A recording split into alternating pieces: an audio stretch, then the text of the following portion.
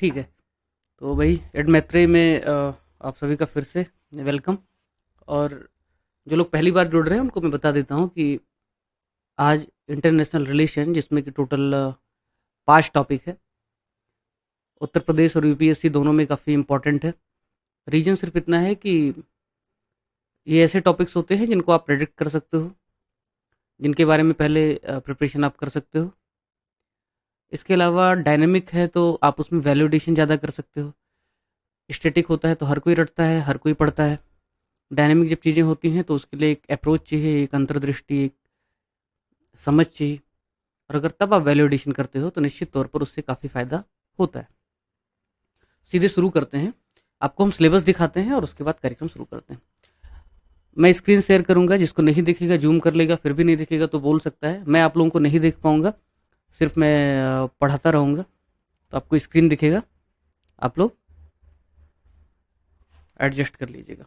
ठीक है। किसी का कुछ सवाल हो तो पूछ सकते हो। 10 सेकंड आपको, 20 सेकंड मिल रहे हैं जब तक मैं स्टार्ट कर रहा हूँ।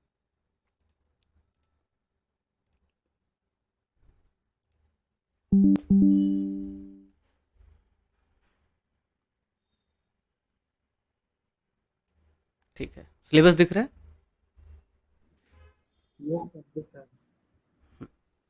Yes sir. तो पहला जो टॉपिक है, हम्म, पहला जो टॉपिक है, भारत और उसके अपने पड़ोसी देशों के साथ संबंध।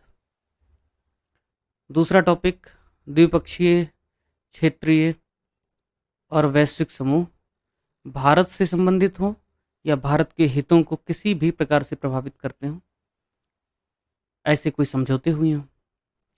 भारत के हितों और अप्रवासी भारतीय, यानी जो भारत से बाहर रहते हैं, जिनको डायस्पोरा बोलते हैं, उनका विकसित और विकासशील देशों की नीतियों और राजनीति का कैसे प्रभाव पड़ता है। सऊदी अरबिया अगर सऊदीकरण करेगी, वहाँ पे कानून बदलेगी जिससे भारतीय ज़्यादा जा नहीं पाएंगे, तो निश्चित तौर पर भारतीयों के आय पर और भारत के टोटल रेमिटेंस पर प्रभाव पड़ेगा ही। महत्वपूर्ण अंतर्राष्ट्रीय संस्थान, डब्ल्यूटीओ, यूनाइटेड नेशन एटसेट्रा, मंच, फोरम्स, यानी उनकी स्ट्रक्चर कैसे है, क्या मैंडेट है उनका, काम क्या करते हैं, रीजनल, राष्ट्रीय, अंतर्राष्ट्रीय महत्व के करंट अफेयर्स। इसके पहले मैं आपको बता दूं बहुत शॉर्ट में कि हमने एक सेशन किया था, पहला सेशन, जिसमें हमने बताया था कि यूपी पीसीएस में क्वेश्चंस इतना प्रेडिक्टेबल है कि आप कोई भी बता सकते हो 2024 में क्या आएगा मेंस में पेपर।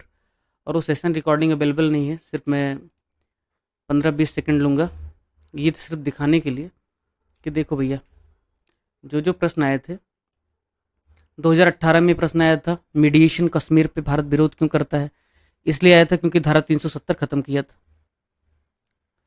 उसके बाद इंटरनेशनल कोर्ट ऑफ जस्टिस इसलिए आया था क्योंकि कुलभूषण जाधव का केस हुआ था। ठीक है।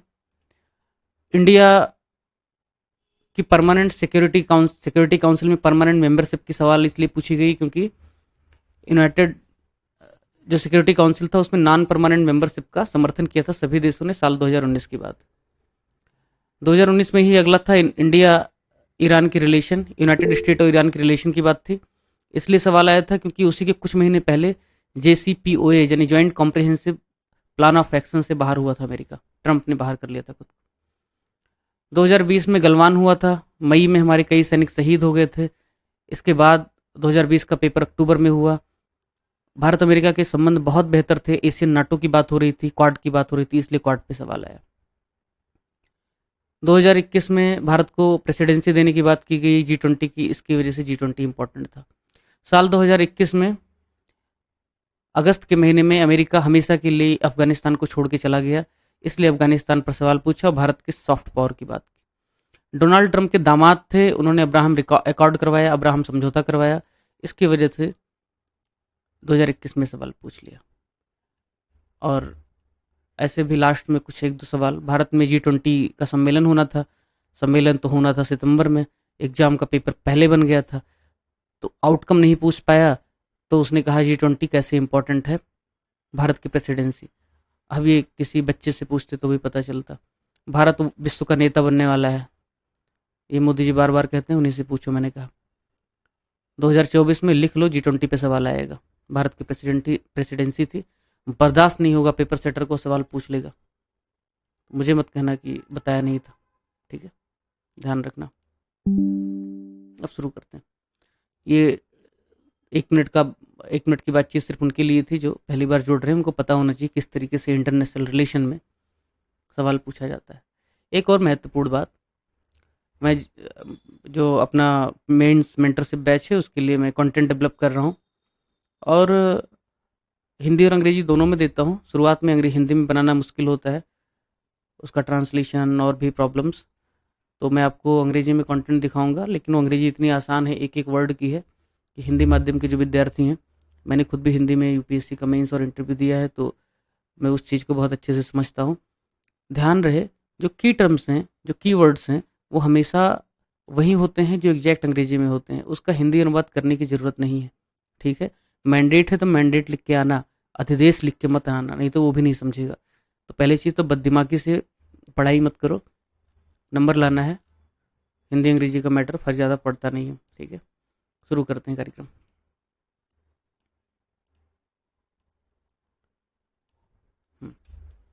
उम्मीद है दिखाई दे रहा होगा। सबसे पहला है भारत चीन रिलेशन। हमारा सबसे नालायक पड़ोसी है चीन, उसके साथ संबंधों की बात करते हैं। सवाल किस प्रकार से पूछेगा? सवाल किसी भी प्रकार से पूछे, आपके पास सभी डायमेंशन, सभी एस्पेक्ट से जुड़े हुए डेटा, फैक्ट और पॉइंट ऑफ व्यू, अप्रोच होना चाहिए। सवाल कुछ भी पूछ ले, एक पेज में आपका नोट्स हो जो खत्म हो जाए। ये इंट्रोडक्शन है रेडीमेड, पढ़ लेना, नहीं बताऊंगा। ये कंक्लूजन है रेडीमेड, पढ़ लेना, नहीं बताऊंगा। क्या बताने वाला हूं? भारत चीन के बीच जो मुख्य मुद्दे हैं उन्हीं में से बार बार सवाल आता है। मुख्य मुद्दे हैं ट्रेड, मुख्य मुद्दे हैं बॉर्डर डिस्प्यूट, मुख्य मुद्दे हैं साउथ एशिया में, साउथ ईस्ट एशिया में और विश्व में नेतृत्व को लेकर के टकराव। भारत एक बैलेंसिंग पावर है, चाइना एक सुपर पावर बनने की राह पर है। तो बॉर्डर डिस्प्यूट सेटलमेंट मैकेनिज्म है हमारे उनके बीच 93 का। फिर से हमने एक और समझौता 1996 में किया था। वर्किंग मैकेनिज्म हमने 2012 में अपनाया था। ये हो गए 3 डेटा, अगर बॉर्डर डिस्प्यूट पे आए तो इन 3 डेटा का यूज करना। वे फॉरवर्ड में हमें अपने आर्थिक संबंध मजबूत करने पड़ेंगे ताकि हम झगड़ा ना करें, और इसके लिए हमें 1988 के समझौते और 2010 के स्ट्रेटेजिक इकोनॉमिक डायलॉग को याद रखना चाहिए।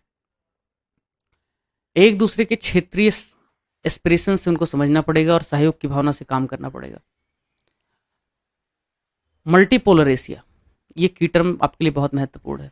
एशिया किसी चीन की नहीं है, एशिया सिर्फ भारत का भी नहीं हो सकता, मल्टीपोलर एशिया बनाना है, तभी हमारा दोनों का हो पाएगा कुछ। मल्टीपोलर वर्ल्ड का रास्ता मल्टीपोलर एशिया से जाता है। मल्टी मॉडल कनेक्टिविटी, जैसे कि कलादान वाला है, या फिर हम साउथ ईस्ट एशिया या साउथ एशिया में डेवलप कर सकते हैं, उस पर मिलकर काम करना है। कॉपरेशन कहाँ कहाँ होगा? साल 2023 का डेटा मैंने चेक करने की कोशिश किया, बट मोर और लेस लगभग उतना ही है। $135 बिलियन का ट्रेड होता है भारत और चीन के बीच। अमेरिका के बाद दूसरा सबसे बड़ा हमारा आर्थिक भागीदार है, लेकिन दुर्भाग्य की बात क्या है, $100 बिलियन का डिफिसिट है, ट्रेड डिफिसिट।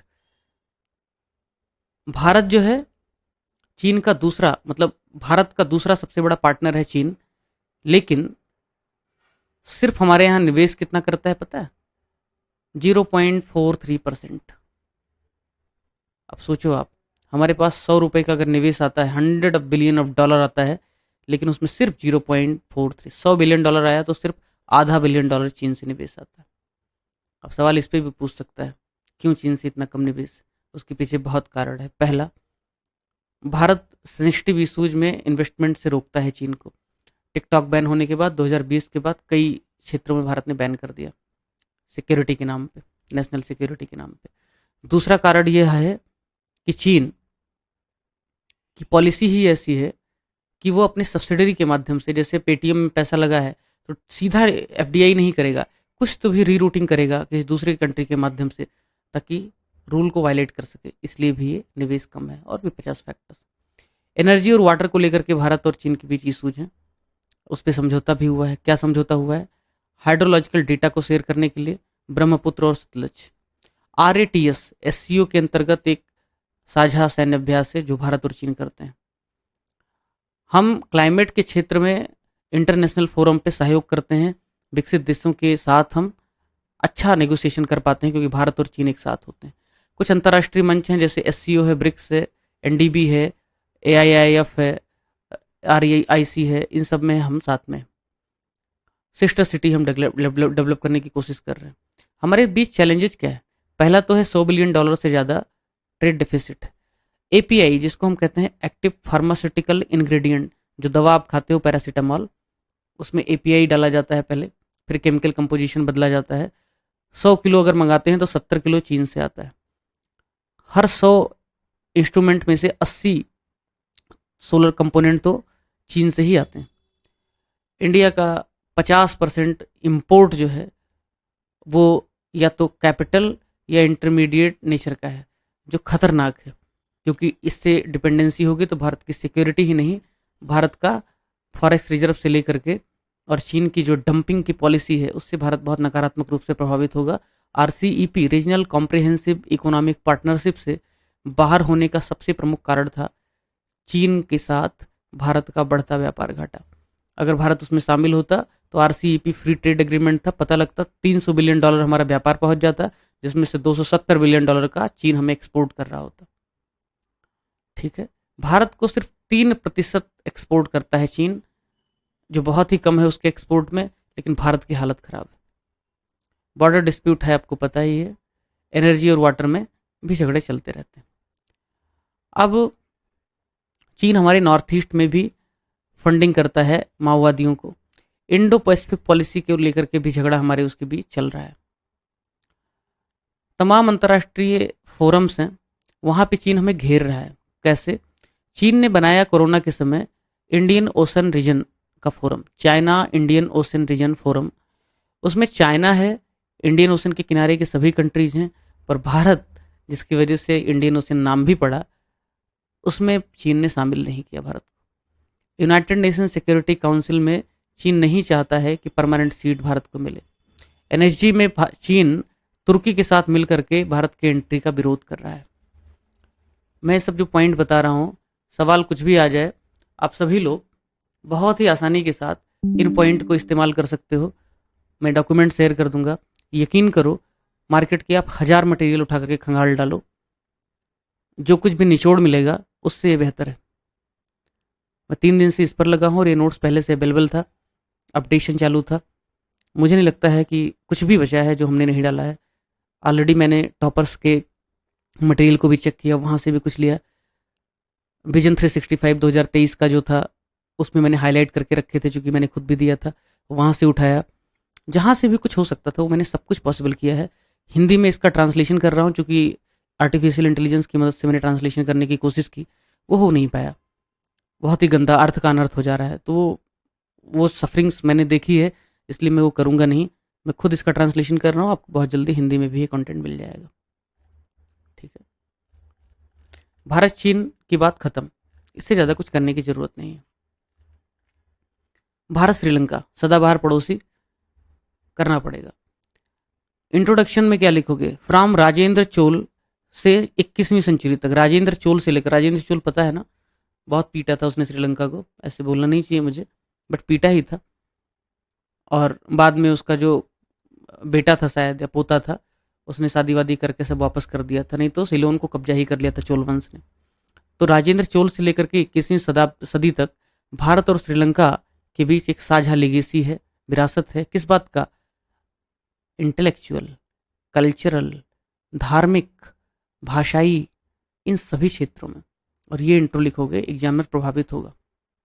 कंक्लूजन क्या लिखोगे? In the backdrop of Sri Lankan economic crisis, यानी कि श्रीलंका में आर्थिक संकट के परिप्रेक्ष्य में की पूर्व पीठिका में भारत को जरूरत है कि श्रीलंका के साथ ज़्यादा मजबूती से खड़ा रहे और नेबरहुड फर्स्ट की पॉलिसी को अपनाते हुए वहाँ के नागरिकों को केंद्र में रखते हुए विकास के कार्यों में मदद जारी रखे। कॉपरेशन के क्षेत्र कौन से? सबसे पहले तो आर्थिक। आधुनिक वर्ल्ड में आर्थिक क्षेत्र में सहयोग सबसे प्रमुख है। लेकिन मैंने चेक किया, अपडेटेड चेक किया, सिर्फ 3.6 बिलियन डॉलर का ट्रेड हो रहा था, बहुत कम। और ये भी ट्रेड जिस तरीके का है वो भारत के पक्ष में ही काफ़ी झुका हुआ है। भारत बहुत एक्सपोर्ट करता है, इंपोर्ट बहुत कम है, इम्बैलेंस है बहुत ट्रेड में। भारत नेपाल सॉरी श्रीलंका का दूसरे सबसे बड़ा ट्रेडिंग पार्टनर है, ऑफकोर्स पहला चीन ही है। कुछ डेवलपमेंट प्रोग्राम है, तमिल लोगों का घर बनाने के लिए भारत वहाँ पे हाउसिंग प्रोजेक्ट चला रहा है। ज्वाइंट डेवलपमेंट फर्म डेवलप किया है भारत ने। लगभग 4 बिलियन डॉलर का आर्थिक सहयोग दिया है जब से संकट आया है। ईंधन खरीदने के लिए ऑफकोर्स इंडियन ऑयल कॉरपोरेशन और इन्हीं सबसे खरीदते हैं। फूड खरीदने के लिए हमने एक नैनो यूरिया दिया है उनको, ध्यान ही होगा आपको। मेडिसिन बहुत दिया हमने। एनर्जी वाटर में हमने उनके साथ काफ़ी अच्छा कॉपरेशन किया है। डिफेंस और सिक्योरिटी में हम उनके साथ एक मित्रा और स्लिनेक्स नाम का एक्सरसाइज करते हैं। टेक्नोलॉजी में वेस्ट वाटर से कैसे हम रिसाइकिल कर सकते हैं वो हमने टेक्नोलॉजी दी है। डायस्पोरा की बात करें तो तमिल लोग रहते ही हैं श्रीलंका में। कल्चर में बुद्धिज्म श्रीलंका में है। और study in India program Bharat चलाता है। समस्या क्या है श्रीलंका और भारत के बीच? एक तो चाइना हमारे बीच बहुत बड़ा सौतन का काम करता है। हमन टोटा पोर्ट चाइना को दे दिया। उनका जो सर्विलांस वाला शिप है 2 साल पहले भी आया था और अभी फिर से आया था। बताओ क्या नाम था सर्विलांस वाले शिप का जो चीन से आया था अभी? बोलिए, अखबार अखबार पढ़ते हो? हम्म। जो सर्विलांस का एक शिप था, चीन से आया था, जिसका भारत ने बहुत विरोध किया था, कोविड के टाइम की बात है। बताइए, नहीं पता?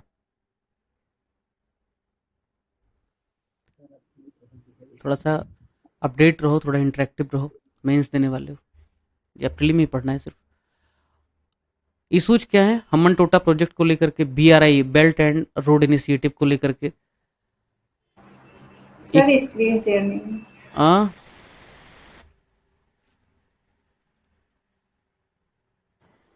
तो स्क्रीन विजुअल नहीं है। ओके। आर्थिक क्षेत्रों में भारत, जापान और श्रीलंका ने ईस्ट कंटेनर टर्मिनल प्रोजेक्ट को डेवलप करने पर एक समझौता किया था। लेकिन हुआ क्या पता है? श्रीलंका ने उसको कैंसिल कर दिया, बोला हम खुद डेवलप करेंगे। तो ये तो बहुत बहुत बुरी स्थिति थी। बाद में अडानी को कुछ उन्होंने नॉर्थ वाला कुछ डेवलप करने के लिए दे दिया है। तो इसकी वजह से ट्रस्ट डिफिसिट पैदा होता है। 13 अमेंडमेंट करके उन्होंने एक लाया जिससे तमिल लोगों के अधिकार छीने जा रहे हैं। वहाँ पर तमिलनाडु की राजनीति प्रभावित होती है, नेशनल इंटीग्रिटी भी हमारी प्रभावित होती है। हमने अपने प्रधानमंत्री को भी खोया, पूर्व प्रधानमंत्री को भी। कॉम्प्रिहेंसिव इकोनॉमिक पार्टनरशिप एग्रीमेंट अब तक नहीं साइन हो पाया है श्रीलंका के साथ हमारा। फिर करेंसी स्वैप हम अब तक नहीं कर पाए हैं।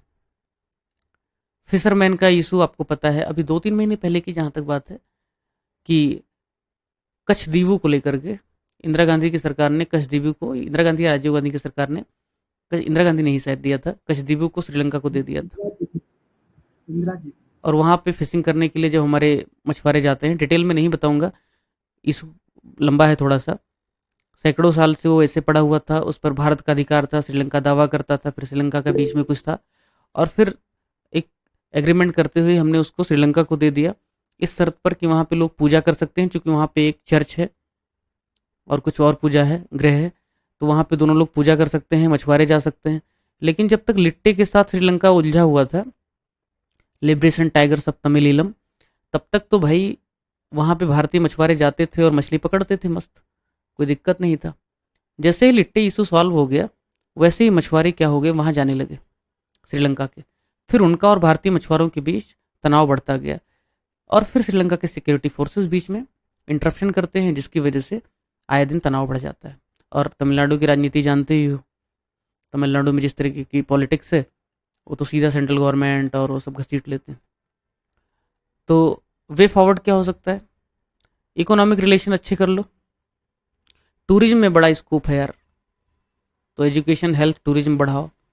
कहीं भी ये बोल वचन चिपका सकते हो, लेकिन थोड़ा डेटा होना चाहिए। इंडिया में बहुत सॉफ्ट पावर है, बुद्धिज्म का, ज्ञान का, टूरिज्म का। कॉरिडोर डेवलप करो, जैसे बुद्धिस्ट कॉरिडोर डेवलप किया है, ऐसे इसी को डेवलप और कर सकते हैं। मल्टी मॉडल कनेक्टिविटी, मतलब समंदर के बीच में यार रेलवे बिछा दो, रेलवे लाइन, और आराम से चलता ही है। चीन ने बिछाया है कई जगह। तो ट्रेन के सहारे पता लगेगा कि चले जाओगे श्रीलंका घूमने। बोट तो है ही, शिप तो है ही। Setting up appropriate bilateral mechanism to solve irritant issues of fisherman and Tamil. ये हो गया। अब इसके बाद जो इम्पोर्टेंट है वो है भारत और नेपाल का संबंध। रोटी बेटी का रिश्ता, आज ही की खबर है जहाँ तक मैंने पढ़ा। नेपाल की राजनीति में तो 4 दिन ना पढ़ो एक बार तो पता चलता है सरकार बदल जाती। वहाँ पे कांग्रेस की पार्टी, नेपाली कांग्रेस, जिसको सबसे ज़्यादा सीटें मिली। मुझे एक प्रमोद महाजन का स्पीच याद आता है लोकसभा का। वो कहते थे कि भाई भारत में भारतीय जनता पार्टी सबसे बड़ी पार्टी पर वो विपक्ष में है, कांग्रेस दूसरी सबसे बड़ी पार्टी पर वो सरकार में नहीं है, बाहर से समर्थन दे रही। और उस समय प्रधानमंत्री देवगौड़ा जी थे, जो सबसे छोटी पार्टी थी लेकिन वो प्रधानमंत्री थे। तो नेपाल में भी कुछ वैसे है, कांग्रेस सबसे बड़ी पार्टी है लेकिन वो सरकार में नहीं है, समर्थन दूसरे को देने वाले हैं, यानी कि वो उसका प्रधानमंत्री नहीं है, सिर बहादुर देवरुबा बनने वाले थे। दूसरी सबसे बड़ी पार्टी है केपी शर्मा ओली की, लेकिन वो भी प्रधानमंत्री नहीं। लेकिन जो सबसे छोटी पार्टी है पुष्प दहल कमल प्रचंड वाली, जो कम्युनिस्ट पार्टी ऑफ नेपाल है, उसका दूसरा फ्रैक्शन कमल दहल प्रचंड, वो प्रधानमंत्री। और अब उनको रिप्लेस करके केपी शर्मा ओली, वहीं जिन्होंने भारत के साथ हेट इंडिया पॉलिटिक्स को बढ़ावा दिया था, लिम्पिया, काला पानी, इन सबको इशू को हवा दिया था, वो फिर से बनने वाले हैं पीएम। क्यों? क्योंकि कांग्रेस उनको समर्थन दे रही है और कुछ मधेसी पार्टियां भी। तो दिस इज पॉलिटिक्स मैन। इसलिए बता रहा हूँ क्योंकि थोड़ा सा नेपाल वाला पढ़ लेना, सेंसिटिव है तो। इंडिया नेपाल रिलेशन में वही यार स्ट्रांग हिस्टोरिकल कल्चरल लिंक है, जिसमें धर्म है, हिंदू राष्ट्र था कुछ साल पहले तक, लैंग्वेज है, कजिन्स है, मूवी वूवी सब हिंदुस्तान वाली वहाँ देखते हैं लोग, रोटी बेटी का रिश्ता है, वाइब्रेंट रिलेशनशिप है भाई। कंक्लूजन में लिख देना, इंडिया को नेबरहुड फर्स्ट की पॉलिसी, गुजराल डॉक्ट्रिन की पॉलिसी अपनानी चाहिए, जिससे कि, और सब लोग लिख ही चुके हो गुजराल डॉक्ट्रिन वाला, तो सब आता ही है। अब इशू क्या है, कॉपरेशन पहले देख लेते हैं। आर्थिक क्षेत्र में टोटल जो ट्रेड और इन्वेस्टमेंट है ना, $11 बिलियन का हमारा व्यापार होता है। यूपीएससी ने 2-3 साल पहले एक सवाल पूछा था कि भारत का सबसे बड़ा ट्रेडिंग पार्टनर कौन है साउथ एशिया में। उसका जवाब क्या है बताओ मुझे, भारत का सबसे बड़ा ट्रेडिंग पार्टनर कौन है एशिया में? बताओ बच्चों। सिंगापुर सर। आशीष, सिंगापुर पक्का? ट्रेडिंग पार्टनर कितना है, कितना है, क्या बिलियन, कितने बिलियन डॉलर है? सर डाटा नहीं पता मुझे, तो फिर मुझे तो बांग्लादेश पता था यार।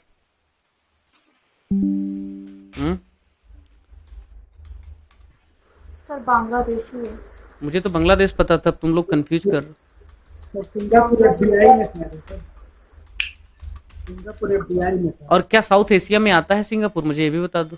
ये लो स्क्रीन दिख रहा है ना? सर वो तो एशियन का है सर ना वो। हाँ स्क्रीन दिख रहा है ना? जी सर। हाँ, यस सर। तो बांग्लादेशी है और ऑल इंडिया रेडियो की न्यूज है। और वैसे भी देख लेते हैं, 1 महीने पहले की ही बात है, 2024 अप्रैल, ठीक है। तो भाई इतना कंफ्यूज रहोगे तो जीवन कैसे चलेगा, कैसे लिखोगे एग्जाम में? साउथ एशिया में सिंगापुर है नहीं, और लार्जेस्ट ट्रेडिंग पार्टनर तो बिल्कुल नहीं है। तो इसीलिए थोड़ा मेंस पढ़ा करो, है ना। Yes sir.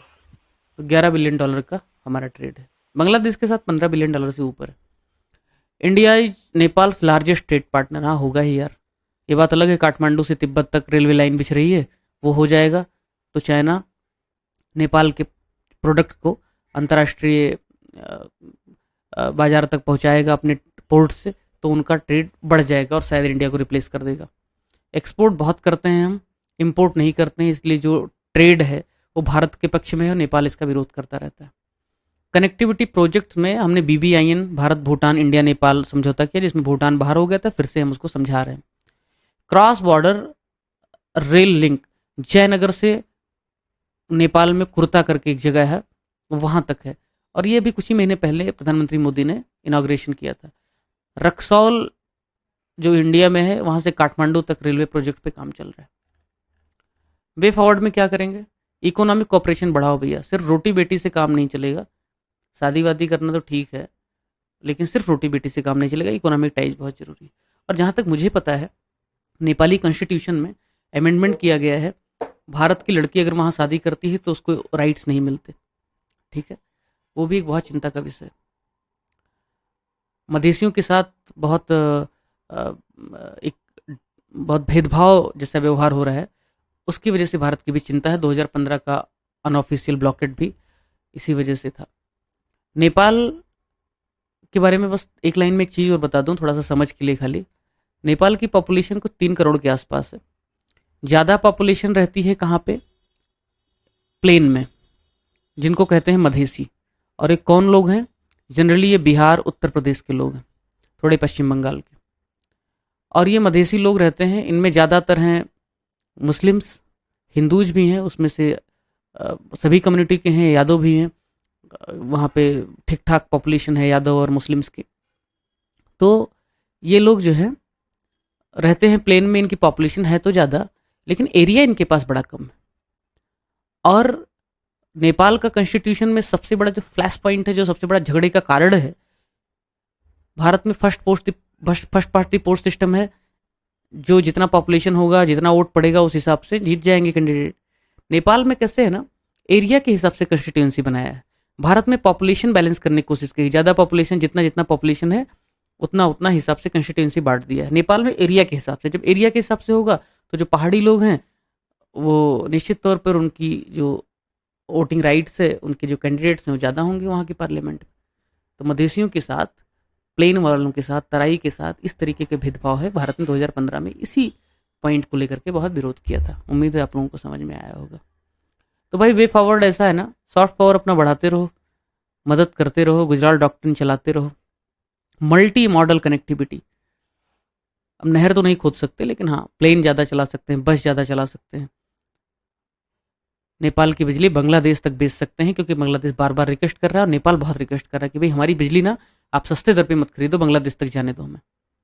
Setting up appropriate bilateral mechanism to discuss boundary issue on the lines of India Bangladesh boundary, वही वाला जो बताया था।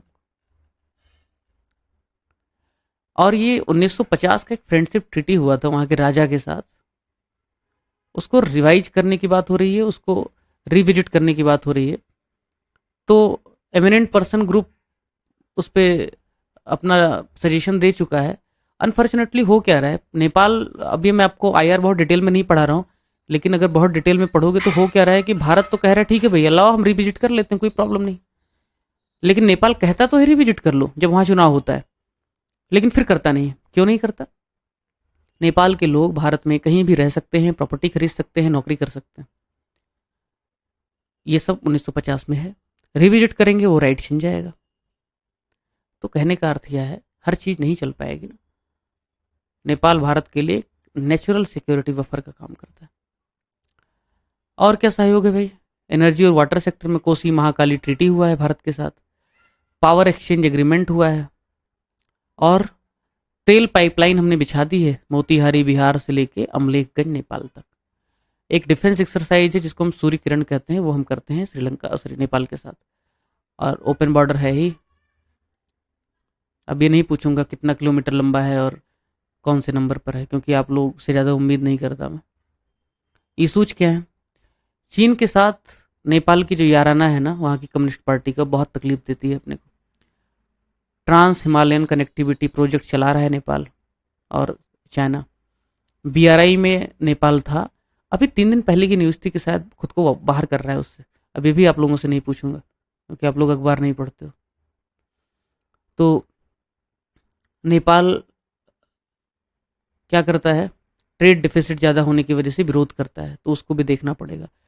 ट्रस्ट जो है, भरोसे की कमी हमारे बीच, हम एक दूसरे पर बेवफाई का आरोप लगाते हैं। वो कहता है तुम बिग ब्रदर जैसा एटीट्यूड रखते हो, और हम कहते हैं तुम्हारा चाइना के साथ कुछ ज़्यादा हो रहा है। 2015 का इकोनॉमिक ब्लॉकेट इशू है। काला पानी, लिम्पियाधुरा और लिपुलेख, ये 3 बॉर्डर इशूज हैं। नेपाल कहता है, हम तो मानते ही नहीं क्योंकि वो तो भारत का अभिन्न हिस्सा है। Connectivity, energy, water, defence, security, environment, इनमें भी काम करना पड़ेगा। इंटरनेशनल फोरम पे हम सहयोग कर सकते हैं, जैसे कि यूएसए के साथ हमने एक सहयोग किया कि मिलेनियम डेवलपमेंट प्रोग्राम में नेपाल को लाया जाए। पहले मना कर दिया था उन्होंने चाइना के दबाव में, बाद में एक्सेप्ट कर लिया। इस मैंने लेटेस्ट निकाला है कि बिम्स्टेक में और सार्क में, अब सार्क किसी काम का बचा नहीं, तो बिम्स्टेक में नेपाल की भूमिका बढ़ाया जाए, जिससे नेपाल को हम ना बांग्लादेश से जोड़ सकें और साउथ ईस्ट एशियन कंट्रीज के साथ जोड़ सकें। तो जो चीन पर उसकी निर्भरता की बात चल रही है वो कम हो जाएगी और नेपाल का जो प्रोडक्ट है वो साउथ ईस्ट एशिया तक जाएगा, जिससे क्या होगा कि हम एक बफर स्टेट का, एक हम ब्रिज स्टेट का काम करेंगे, जिससे नेपाल की निर्भरता हम पर और बढ़ेगी और हमारी इकोनॉमिक टाई मजबूत होंगे, जिससे हमारी जो दोस्ती है वो रोटी बेटी से आगे भी निकल जाएगी। अब आता है भारत बांग्लादेश। मैंने कहा था $11 बिलियन नेपाल का है, $18 बिलियन बांग्लादेश के साथ। ये प्रीलिम में भी पूछ सकता है, मेंस में भी पूछ सकता है। तो ये है। भूटान के बाद सबसे ज़्यादा लाइन ऑफ क्रेडिट हम इसी को देते हैं, बात अलग है, श्रीलंका को बहुत दे दिया बीच में। सबसे बड़ा ट्रेडिंग पार्टनर साउथ एशिया में है ही, $8 बिलियन का लाइन ऑफ क्रेडिट दिया है। कनेक्टिविटी को लेकर के हमने बहुत काम किया है। Protocol on inland water transit, आपको पता ही है। वो बनारस से कौन सा निकला था यार जहाज, एम बिलास था क्या, जो बांग्लादेश की तरफ से घूम करके नॉर्थ ईस्ट में गया था? वही था ना? कहाँ की कंपनी ने बनाया था? Switzerland, I think, if I am right. एक और काम किया हमने ना, ये दिख रहा है screen, Rooppur atomic energy project, Bangladesh का पहला एटॉमिक एनर्जी प्रोजेक्ट हमने रूस के साथ मिलकर के बनाया। डिफेंस सिक्योरिटी एक्सरसाइज पता है यार, मिलान, संप्रीति, है ना? मैंने कभी रटा नहीं, नाम संप्रीति देखता हूँ समझ में आता है, बांग्ला एग्जाम्पल है, वर्ड है, मार देने का बांग्लादेश।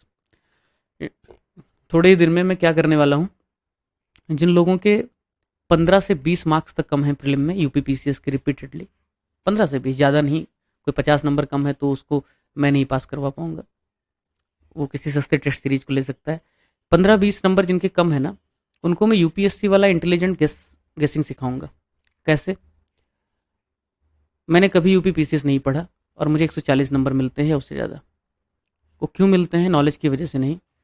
लॉजिकल गेसिंग, इंटेलिजेंट गेसिंग मैं फैक्चुअल क्वेश्चन में भी अप्लाई करता हूँ और 2 बार से तो ऐसे हो रहा है कि लगभग 40 क्वेश्चन पे तुक्का मारता हूँ और उसमें से 35 से 36 सही हो जाता है और इसी वजह से आता है, बाकी कोई कारण नहीं। तो अच्छा तुक्का कैसे मारें, साइंटिफिक तुक्का कैसे मारें, 15-20 नंबर कैसे बढ़ाएं? भाई मेरा 30-40 नंबर ज़्यादा हो जाता है, आप 15-20 बढ़ा लो, पास हो जाओगे, डोंट वरी। साउथ एशियन और फ्री रहेगा, वो तनाव मत लो। तो साउथ एशियन सैटेलाइट हमने लॉन्च किया था, उसका बेनिफिशरी है ही।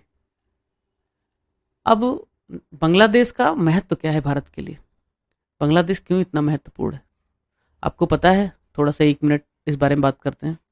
आपको पता है कि जब पाकिस्तान के साथ हमारा युद्ध हुआ 1971 में, उसके पहले किस तरीके से बांग्लादेश सरदर्द बना हुआ था, मतलब कि पूर्वी पाकिस्तान भारत के लिए सरदर्द बना हुआ था। सरदर्द क्यों बना हुआ था? क्योंकि एक तरफ से बांग्लादेश घेर के रखा था, दूसरी तरफ पाकिस्तान।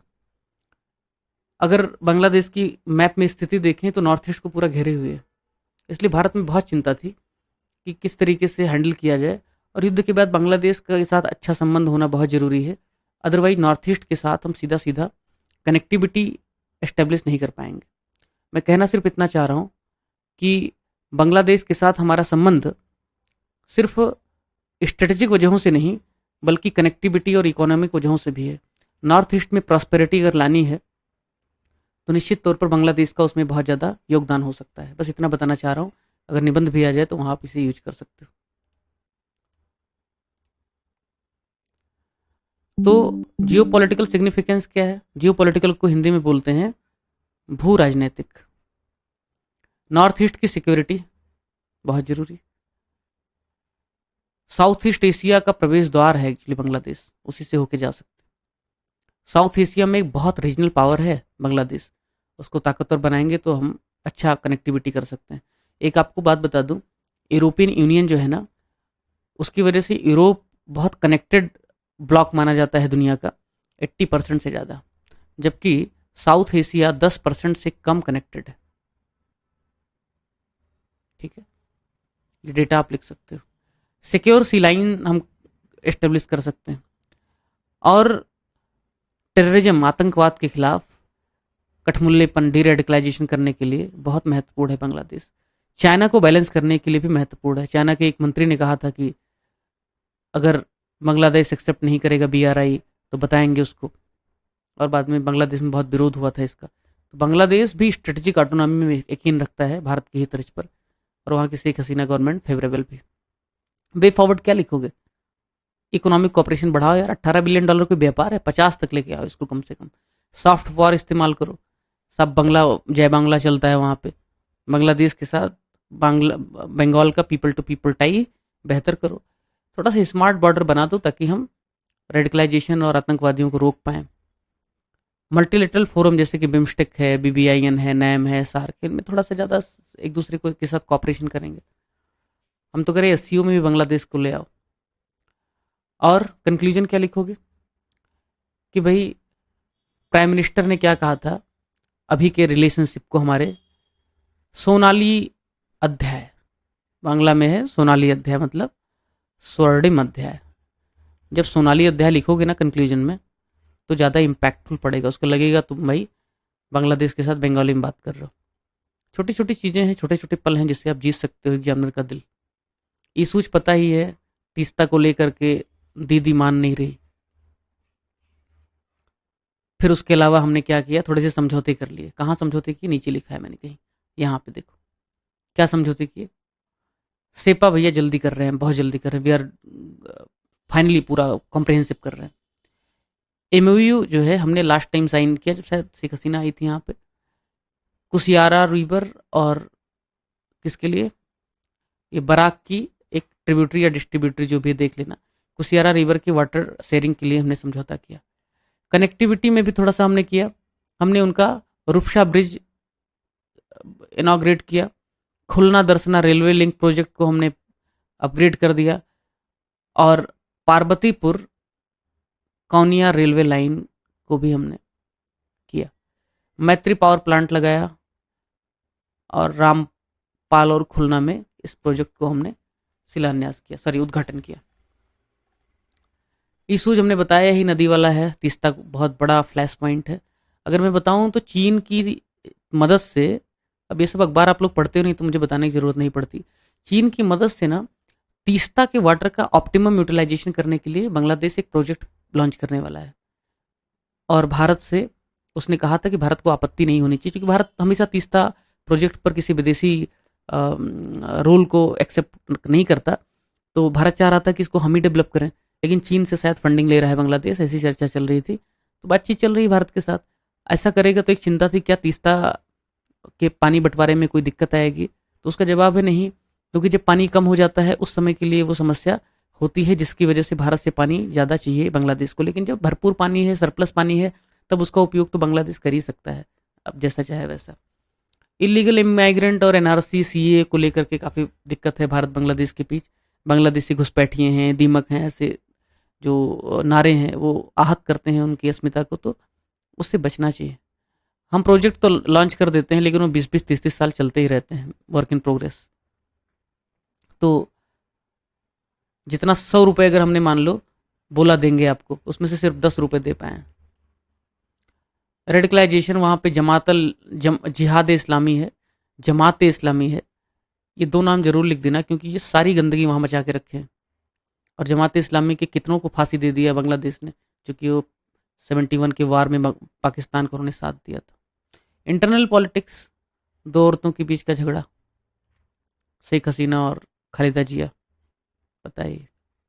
बांग्लादेश के बारे में इससे ज़्यादा मुझे नहीं लगता कहीं से कुछ पढ़ने की ज़रूरत। इसको नोट्स में शेयर कर दूंगा, इसको पढ़ने की ज़रूरत नहीं है, क्वेश्चन आने की संभावना बेहद कम। क्वाड बहुत ज़रूरी है पढ़ना, थोड़ा बता देता हूँ। इंडिया यूएसए पहले देख लेते हैं। अभी लेटेस्ट डेटा जो मैंने देखा, भारत और यूएसए के बीच जो है लगभग 120 बिलियन डॉलर के आसपास ट्रेड होता है। नंबर 1 पे है वो। कई कई बार इंटरिम डेटा आ पाते हैं जिसकी वजह से फाइनल डेटा नहीं हो पाता है, तो चीन को पहला मत समझ लेना, चीन अब भी दूसरे नंबर पर है। इंडिया का लार्जेस्ट एक्सपोर्ट डेस्टिनेशन है और सबसे ज़्यादा इन्वेस्टमेंट की बात की जाए उस मामले में सेकंड नंबर पर है। सबसे ज़्यादा एफडीआई कहाँ से आता है, ये सवाल है। बताइए सबसे ज़्यादा एफडीआई भारत को कहाँ से आता है, बोलिए। सिंगापुर। सर सिंगापुर से ही तो आता है। क्यों आशीष, सिंगापुर बहुत फेवरेट है तुम्हारा? हम्म?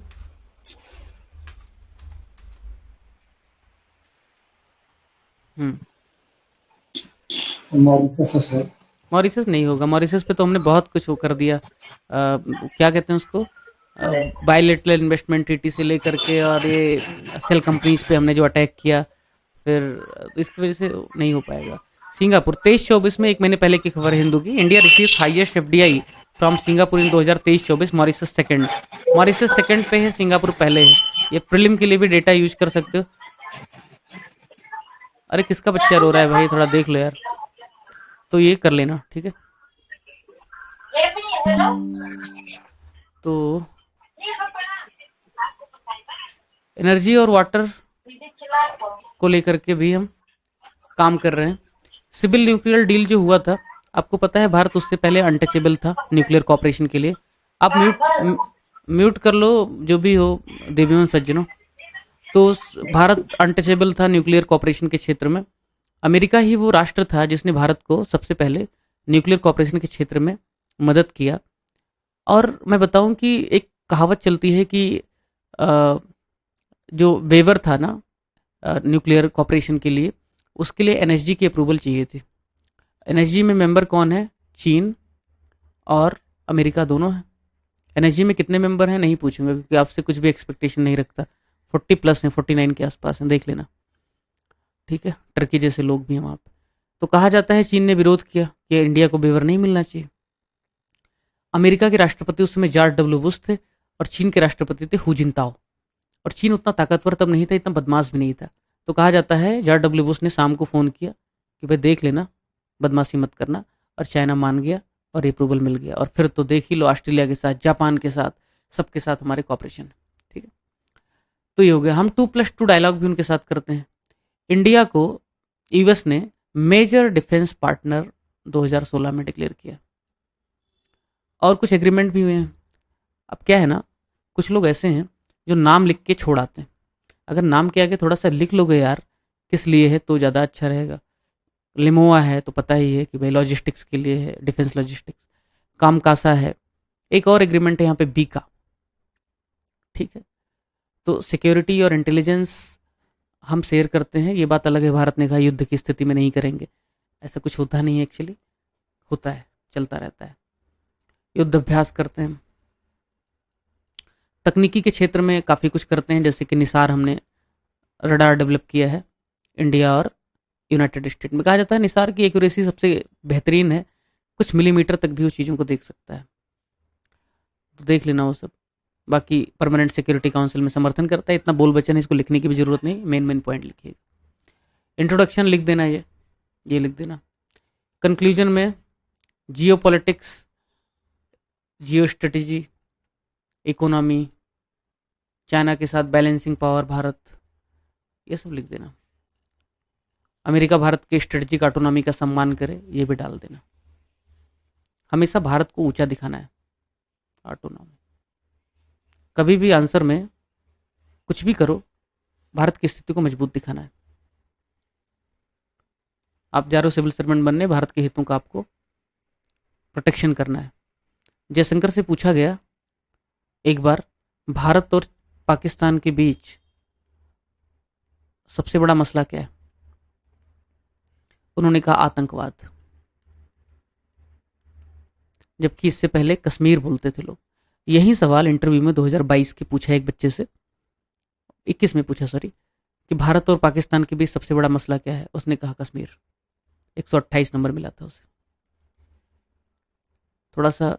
माइंडफुल रहो बोलते वक्त।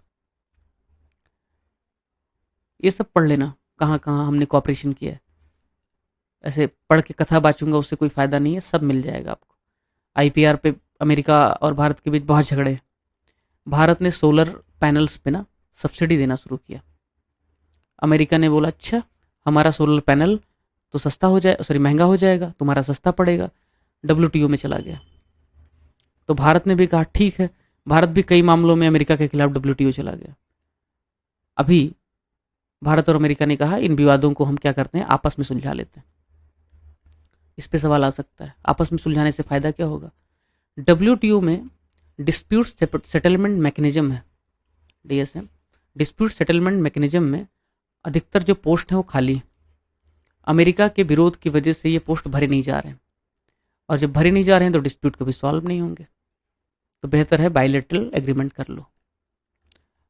एक है काटसा। काटसा का फुल फॉर्म बताओ, चलो बताओ, कौन बताएगा? सर काउंटरिंग अमेरिका गेन करके ट्रेड में वो लगा देता है। एग्जाम में कैसे लिखोगे? Countering America's adversary through sanction act.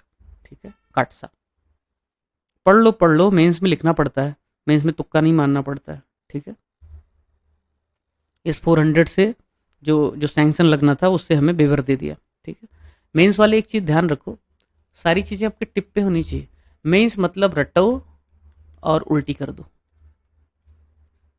ऐसे नहीं, कहीं भी बॉक्सेस में, डायमेंशन में, स्ट्रक्चर में प्रॉपर तरीके से उल्टी करना है। लेकिन रटना पड़ेगा, उसके लिए उल्टी करना पड़ेगा, तभी नंबर आएंगे। और कुछ भी मत खाओ, कुछ भी मत करो, जो खाओगे वही उल्टी करोगे। रद्दी चीज़ें, सस्ती चीज़ें पढ़ोगे तो वही होगा ना। इंडिया रसिया रिलेशन देख लेते हैं। अभी डेटा है, 1 महीने पहले का पीआईबी का मैंने वो देखा। पीआईबी नहीं, इंडियाज एम्बेसी इन मॉस्को, अलग अलग आर्टिकल आते रहते हैं इंडियन एम्बेसी के, तो वहाँ से डेटा उठाया है, अपडेट किया। $65 बिलियन, ध्यान रखना पुराने माल में अब भी वो $10 बिलियन दिखा रहा है, $5 बिलियन। $65 बिलियन का ट्रेड हो गया है हमारा और रूस के बीच, थैंक्स टू सस्ता तेल। और उसमें से ना इंडिया का एक्सपोर्ट सिर्फ $4 बिलियन, ये देखो दिख रहा है ना, सिर्फ $4 बिलियन। इंपोर्ट है $61.4 बिलियन। इंट्रो में क्या लिखोगे? रसिया भारत का सबसे पुराना टाइम टेस्टेड पार्टनर है, जिनके संबंध हिमालय से भी ऊंचे हैं, समंदर से भी गहरे हैं।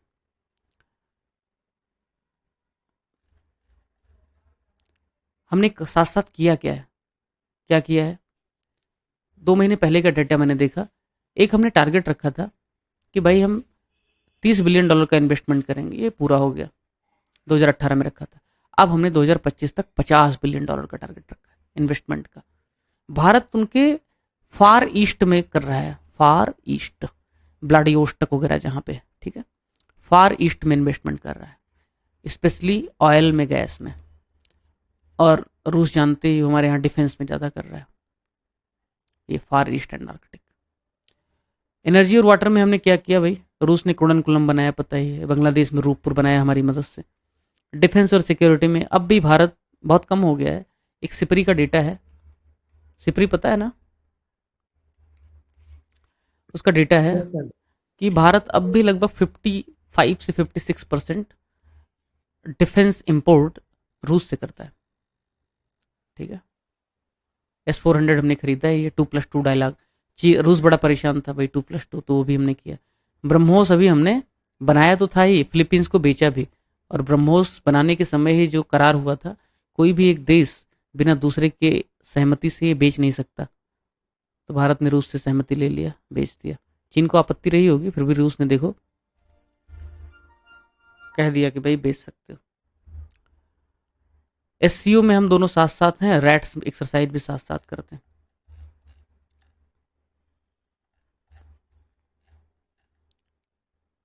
अब करना क्या है? ग्रीन कॉरिडोर बनाओ।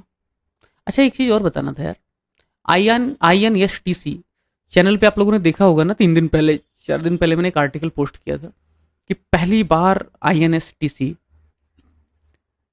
International north south transport corridor से हो करके भारत ने कोयला मंगाया है। पढ़ा था ना, या चैनल देखते नहीं होगे? ये सर कोयला वाला। हाँ, तो पहली बार ऐसा हुआ, इसलिए उसका महत्व बहुत ज़्यादा हो गया है, ठीक है ना। INSTC में मैंने ऑप्शन डाला था पाकिस्तान भी है, और अनफॉर्चुनेटली अधिकतर लोगों ने वही, पाकिस्तान है नहीं उसमें। सिर्फ उसका 100 लोगों ने लगभग उत्तर दिया, 20% से भी कम लोग उत्तर दे पाए उसका। ये लेवल है आप लोगों की प्रिपरेशन का। तो INSTC में काम कर सकते हैं, यूनाइटेड नेशन, ब्रिक्स और SCO में चाइना को थोड़ा कंट्रोल में रख सकते हैं और कॉपरेशन भी कर सकते हैं। दोनों चीज़ें एक साथ होती हैं, बैलेंस भी होता है, कॉपरेशन भी होता है, एक ही चीज़ नहीं होती। 1971 की फ्रेंडशिप और पीस ट्रीटी जरूर मेंशन करना।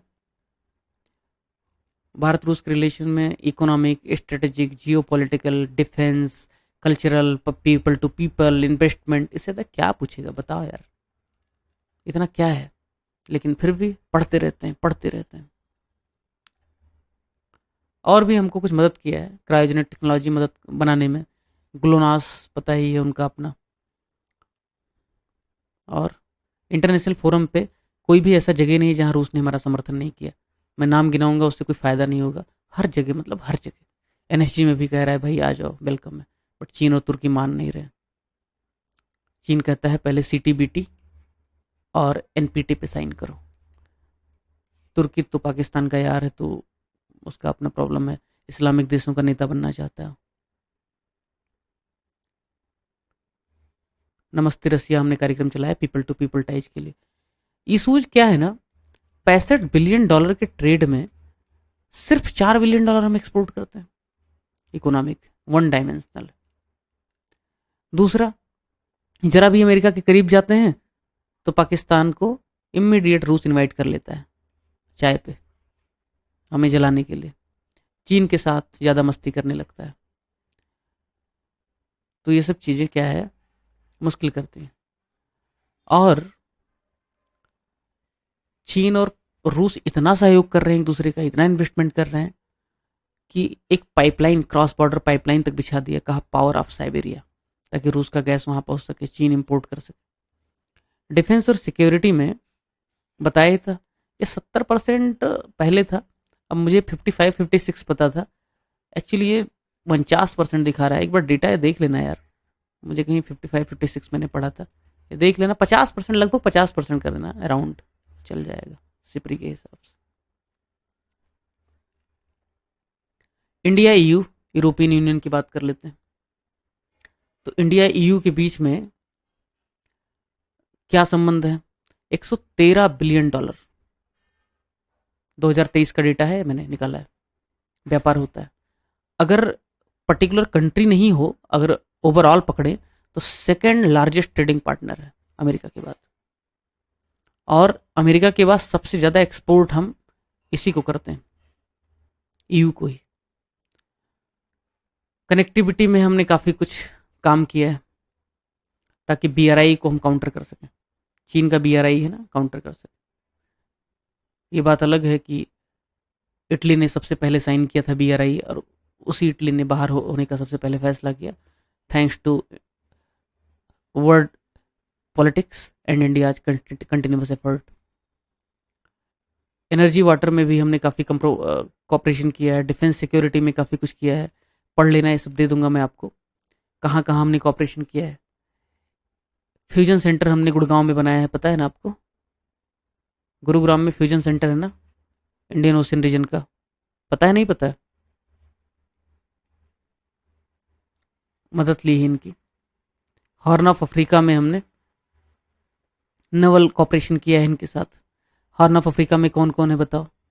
हॉर्न ऑफ अफ्रीका में है, उनका नाम है seeds, Somalia, Eritrea, Ethiopia and Somalia, Ethiopia, Djibouti. Eritrea, Djibouti. SWT। Djibouti में फ्रांस भी है बैठा, चीन भी है, USA भी है। मुझे लग रहा है जिबूती का खर्चा सिर्फ लोगों का नवल बेस बनाने से ही चलता है नहीं? क्या कहते हो? तो यूरोपियन यूनियन के साथ हमारे जो संबंध हैं वो अब ज़्यादा बेहतर हो रहे हैं। उसके पीछे कारण क्या है? उसके पीछे कारण है इंडो पैसिफिक पॉलिसी का बहुत प्रिवेल करना। अमेरिका उसे प्रमोट कर रहा है और उसके एलाइड जो कंट्रीज हैं। यूरोपियन यूनियन के साथ जो सबसे बेहतरीन हम कॉपरेशन कर सकते हैं वो है क्लीन टेक्नोलॉजी में, ग्रीन टेक्नोलॉजी में, और नए नए आर्ट ऑफ क्या कहेंगे उसको, अ, अ, जो नई टेक्नोलॉजीज उनको क्या बोलते हैं exactly? Cutting edge technologies, cutting edge technology. ये सब टर्म लिख के आना, ऐसे लिखना, देखो हिंदी वाले ध्यान दो। कटिंग एज तकनीक, खत्म। उसकी हिंदी लिखने की जरूरत नहीं है, देवनागरी में लिख के खत्म कर देना। एग्जाम में जैसे भी तैसे आप प्रभाव ज़्यादा पैदा कर सकते हो वो सब करना। हिंदी अंग्रेजी का महत्व तो नहीं है, जो पढ़ सके आसानी से उसकी जितना सुविधा उसे दोगे उतना नंबर आपको देगा। उसकी सुविधा का ख्याल रखना, इतना ही रिक्वेस्ट है आपसे। 5G टेक्नोलॉजी में हम कॉपरेशन कर रहे हैं, क्यों? क्योंकि हुवेई एक कंपनी है चीन की जो 5G के क्षेत्र में बहुत आगे है। अमेरिका ने सैंक्शन लगाया, हमने बैन कर दिया, और अब हम यूरोपियन यूनियन के साथ कर रहे हैं। और इंडिया में जो टेलीकम्युनिकेशंस हैं, ट्राई ने उनको कुछ कुछ बोला है, तो जियो वगैरह एयरटेल वगैरह कॉपरेट करके ट्रायल कर रहे हैं। आजकल आपके मोबाइल में फ्री 5G नेटवर्क आता होगा, पता ही होगा।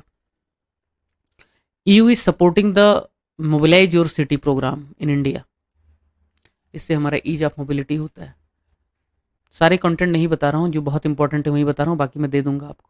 एनवायरनमेंट के क्षेत्र में हम जानते हो Indian solar alliance, Emmanuel Macron Modi ji का सपना था, 2015 में लॉन्च किया हमने, ठीक है। और 50,000 स्टूडेंट इस समय यूरोप में पढ़ाई कर रहे हैं। ये कोई बड़ा महत्व तो नहीं रखता है। इकोनॉमी के क्षेत्र में इशूज बहुत, कैसे इशू? इंडिया सिर्फ 1.9% कंट्रीब्यूट करता है यूरोप के साथ ट्रेड में, जबकि वहीं हमारा दुश्मन चाइना 14% ट्रेड हिस्सेदारी रखता है यूरोपियन यूनियन के साथ। बाइलेटरल जो इन्वेस्टमेंट एग्रीमेंट है वो हमारा अब तक फाइनल नहीं हो पाया है, 2007 से काम चल रहा है इस पर। और यूरोपियन यूनियन कहता है कि हम जो कुछ भी दुनिया में बनाते हैं यूरोपियन यूनियन वाले उसका नकली माल बना लेते हैं। IPR, इंटेलेक्चुअल प्रॉपर्टी राइट, किसी भी डेवलप्ड कंट्री के बारे में जब भी कोई झगड़े का जिक्र करो उसमें IPR जरूर डाल दो। मुझे नहीं लगता है दुनिया का कोई भी राष्ट्र भारत के IPR, कोई भी राष्ट्र मतलब डेवलप्ड कंट्री की बात कर रहा हूँ, भारत के IPR की पॉलिसी से संतुष्ट है। हमारी मजबूरी है यार, हमारी मजबूरी यह है कि भाई तुम बनाते हो मेडिसिन, बहुत महंगी होती है, अब वो अफोर्डेबल ही नहीं है, लेकिन हमारे यहाँ लोग बीमार हैं, अफ्रीका में लोग बीमार हैं, तो हम उसका जेनेरिक वर्जन बना देते हैं। और इसको कहते हैं कंपलसरी लाइसेंसिंग, कंपलसरी पेटेंट दे देते हैं। इसका सोल्यूशन क्या हो सकता है? अगर सीधे IPR पॉलिसी पे ही क्वेश्चन आ जाए तो क्या सोल्यूशन लिख सकते हो? 3 सोल्यूशन। पहला सोल्यूशन है पेटेंट पूल, पेटेंट पूलिंग, कि भाई भारत क्या करे ना, उस कंपनी से पेटेंट खरीद ले, मान लो 500 करोड़ रुपए में खरीद लिया, और 4-5 कंपनियों को भारत में बांटते 100-100 करोड़ रुपए में, और फिर कहे तुम बनाओ धड़ल्ले से। उस कंपनी का भी लॉस नहीं होगा जिसने बनाया था, भारत का भी फायदा है। एक दूसरा है एवरग्रीनिंग ऑफ पेटेंट को रोके। पता लगा कि कोई मेडिसिन उसने बनाया ए, और उसमें 2010 में बनाया था, 20 साल बाद 2030 मान लो एक्सपायर होने वाला है, तो उसने क्या किया, उसमें थोड़ा सा कोई नया साल्ट ऐड कर दिया और कहा कि भाई ये नया माल है, हमने नया पेटेंट लेना है, वो रोकना पड़ेगा। तीसरा क्या कर सकता है? तीसरा कर सकता है भारत की जो उनकी पेटेंट है ना, उसको किसी सब्सिडरी के थ्रू बनवाए भारत में, और जो कॉस्ट है उसका कुछ बर्डन भारत सरकार खुद सह ले। या फिर WTO में अफ्रीका के साथ मिल करके कोरोना की जो वैक्सीन थी फाइजर, उसमें वेवर की बात की थी, ऐसा कोई प्रयास भारत करे, या भारत में उसको प्रोडक्शन करने के लिए बुलाए ताकि कॉस्ट अपने आप कम हो जाए। 3-4 चीज़ें की जा सकती हैं, लिख देना अगर इस पे सवाल सीधा सीधा आएगा तो, नहीं आएगा तो कोई बात नहीं, एक पॉइंट तो डाल ही सकते हो ना किसी भी सवाल में। 370 हटाया, CA हटाया, तो लोगों ने हल्ला किया, वो हमारा इंटरनल मैटर है, उस पर सवाल आएगा नहीं, बस बता रहा हूँ। सेंट्रल एशिया के साथ अच्छा चल रहा है, बट इसको पढ़ाऊंगा नहीं क्योंकि ये पूछेगा नहीं, कुछ भी ऐसा 2 सालों में नहीं हुआ जिससे पूछे। कोरोना में खाली हुआ था, तो कोरोना में मिडिल ईस्ट बहुत बवाल चल रहा है, ज़रूर पढ़ लो। और मुझे डाउट है मिडिल ईस्ट पे सवाल आएगा। मिडिल ईस्ट बिना पढ़े मत जाना, इंडिया इजराइल रिलेशन बिना पढ़े मत जाना, इंडिया का अमेरिका के साथ और चीन के साथ रिलेशन बिना पढ़े मत जाना, इंडिया का यूक्रेन की स्थिति में क्या स्टैंड है उसको जरूर पढ़ना है। कहते हैं ना कि इंडिया कहता है कि भाई, जैसे भारत में बहुत सवाल होता है कि यूक्रेन इशू पर आपका क्या स्टैंड है, वेस्टर्न कंट्रीज पूछती है। तो जरूरी थोड़ा है कि यूक्रेन के फेवर में हम जाएं या रूस के फेवर में जाएं। किसी के फेवर में ना होना भी तो एक स्टैंड है ना, कोई स्टैंड ना लेना भी तो एक स्टैंड है ना, स्ट्रेटजिक ऑटोनॉमी भी तो एक स्ट्रेटजी है ना। अनफॉर्चुनेटली ये बैकफायर करती है जब भारत कहता है हम बनते हैं विश्व गुरु, जब भारत कहता है हम वर्ल्ड लीडरशिप करने जा रहे हैं। लीडर कभी फेंस पे नहीं बैठा रहता है, लीडर हमेशा आगे से आकर के फ्रंट से लीड करता है। तो आप अगर दुनिया के नेता बनना चाहते हो तो आपकी दुनिया के सभी इशू पे आपको राय रखनी पड़ेगी, आपको स्टैंड लेना पड़ेगा। तो कमियां लिखनी हो तो बताओ कि भारत इच्छा रखता है कि हम लीडर बने, पर भारत फेंस सेटिंग है, कंट्री है, किनारे ही बैठा है। लेकिन अच्छा ही बताना हो तो बताओ भारत अपनी स्ट्रेटेजिक ऑटोनॉमी को मेंटेन रखे, इसी वजह से रूस और अमेरिका के साथ बैलेंस कर पा रहा है। ठीक है, इंडिया इजराइल जो बहुत महत्वपूर्ण है, देख लेते हैं। अभी मैंने डेटा देखा कि लगभग $5.6 बिलियन का हमारा ट्रेड हो रहा है, और उसमें से ना 50% तो खाली हीरे का व्यापार होता है, गुजरात से चला जाता है हीरा। ज्यूज लोग बहुत हीरा पसंद करते हैं, तो भाई बड़े आदमी तो बड़ी औरतें, तो 50% तो खाली हीरे का व्यापार है, बाकी $2-3 बिलियन होता है। कितना कम है, बहुत ही फालतू। तो मोस्टली हम फार्मा सेक्टर में, आईटी सेक्टर में, पानी में। आपको पता है उत्तर प्रदेश सरकार ने एक एमओयू किया है इजराइल के साथ। वो क्या एमओयू है? माइक्रो इरिगेशन को लेकर के। किसको लेकर के? माइक्रो इरिगेशन को लेकर। इसका भी जिक्र कर देना कि हम किस तरीके से वेस्ट वाटर से, ग्रे वाटर से कैसे हम रिसाइकिल टेक्नोलॉजी डेवलप कर रहे हैं इजराइल की मदद से, वो बहुत महत्वपूर्ण है। इंट्रोडक्शन में लिख देना कि दोनों में डेमोक्रेसी है, साझे मूल्य, हिंदी वाले ध्यान दें, ये सब की टर्म लिखने का। शेयर्ड वैल्यूज, साझे मूल्य किस चीज़ का? डेमोक्रेसी का, विविधता का, यानी प्लुरलिज्म का। वहाँ भी बहुत अलग अलग धर्म है, अलग अलग एथनिसिटी है। इकोनॉमिक कॉपरेशन हम बढ़ा सकते हैं, सेपा साइन कर सकते हैं जैसे यूएई के साथ किया है। सॉफ्ट लोन ले सकता है इंडिया। कंक्लूजन क्या कर सकते हो कि भाई हजारों साल से हमारी सभ्यताएं एक दूसरे का पालना रही हैं, और वर्तमान समय में भारत ने डी हाइफनेशन की पॉलिसी अपनाई है। डी हाइफनेशन मतलब फलस्तीन एक तरफ, इजराइल एक तरफ, हम दोनों को मिलाएंगे नहीं। प्रधानमंत्री मोदी ने एक इंटरव्यू दिया था अभी चुनाव के पहले, उन्होंने बड़ा इसका तारीफ किया था कि किस तरह से भारत का कोई भी प्रधानमंत्री पहले इजराइल जाता था तो फलस्तीन जरूर जाता था। हमने क्या किया भाई, एक बार फलस्तीन गया, दूसरी बार इजराइल गया, किसी को कोई दिक्कत ही नहीं हुआ। तो इसी को कहते हैं डी हाइफनेशन की पॉलिसी। रामू के लिए शर्ट लोगे तो दामू के लिए भी दोगे, ऐसा नहीं है। रामू को एक बार शर्ट ले दो, दामू को टी शर्ट ले दो, क्या फर्क पड़ता है। इजराइल के साथ अच्छे संबंध रखो, फलस्तीन को ह्यूमैनिटेरियन सपोर्ट देते रहो। ये बात अलग है, ह्यूमन राइट का वायलेशन नहीं होना चाहिए। एक मिडिल ईस्ट का क्वाड था जिसको कहते हैं I2U2, वहाँ पे भी हम कॉपरेशन कर रहे हैं, इजराइल, इंडिया और यूएई और यूएसए। कनेक्टिविटी में, डिफेंस में काफ़ी कॉपरेशन कर रहे हैं। बराक मिसाइल सबने सुना ही होगा, उस समय ध्यान नहीं आता एक्चुअली, अभी लग रहा होगा कितना आसान है, ये तो मुझे आता ही था, सस्ते माल में पढ़ा था। वहाँ ध्यान नहीं आता, तो ध्यान नहीं आता तो क्या करना है, एग्जाम के 1 घंटे पहले कंटेंट उठाओगे, देख जाओगे, सब ध्यान आ जाएगा। तो पोथी मत पढ़ो, ठीक है। टेक्नोलॉजी में I4F हम सुना ही है, ग्लोबल बायोफ्यूल अलायंस में भी शायद पार्ट है Israel. People to people tourism है, टाइज हैं, ज्वाइंट रिसर्च कर रहे हैं। 85,000 जीव जो इजराइल में हैं वो इंडियन ओरिजिन के हैं, जो पहले रह रहे थे। इजराइल की पॉलिसी है कहीं भी जीव बच्चा पैदा हो या बच्ची पैदा हो उसको इजराइल की नागरिकता अपने आप मिल जाती है। कुछ इशूज हैं यार, आधा व्यापार तो हमारा डायमंड में होता है, तो क्या हम सिर्फ डायमंड में व्यापार करेंगे? फ्री ट्रेड एग्रीमेंट हो नहीं पा रहा है, और इसके अलावा सऊदी और ईरान के बीच हमारे जो रिश्ते हैं वो इजराइल को बहुत प्रभावित करते हैं, क्योंकि ईरान इजराइल को बिल्कुल नहीं पसंद करता है। रॉकेट वॉकेट उसने दागा था अभी। ह्यूमन राइट वायलेशन इतना इजराइल करता है, 40,000 लोग 30,000 लोग मार डाले उसने फलस्तीन में, तो उसको कैसे हम डिफेंड कर पाएंगे? कर ही नहीं सकते ना। 3-4 दिन पहले अखबार में एक न्यूज आई थी और एक रिपोर्ट भी आई थी, आपको पता होगा। अच्छा, 6 महीने पहले जब युद्ध शुरू हुआ था उसके 2 महीने बाद क्या हुआ कि एक जहाज पकड़ा गया था किसी एक देश में, ईरान में या कहाँ मुझे नहीं पता। उस जहाज में बहुत हथियार लदे हुए थे जो भारत से होके जा रहा था। तो ऐसा आरोप लग रहा है कि इजराइल को शायद आर्म की सप्लाई हम कर रहे हैं, और ज्वाइंट डेवलपमेंट जिन हथियारों का कर रहे हैं वो तो हम कर ही रहे हैं। तो ये आरोप लग रहा है भारत पे इजराइल की मदद करने का। और अभी एक रिपोर्ट आई है कि भारत वाकई में इजराइल को हथियारों की सप्लाई कर रहा है। पता नहीं कितना सच है, भारत ने इसको खारिज भी नहीं किया, एक्सेप्ट भी नहीं किया। लिख सकते हो ग्रे एरियाज में। अब ऑर्गेनाइजेशन, ठीक है, बायलेटरल जो टाइज थे वो खत्म होते हैं, अब कुछ ऑर्गेनाइजेशन है उन पे बात कर लेते हैं।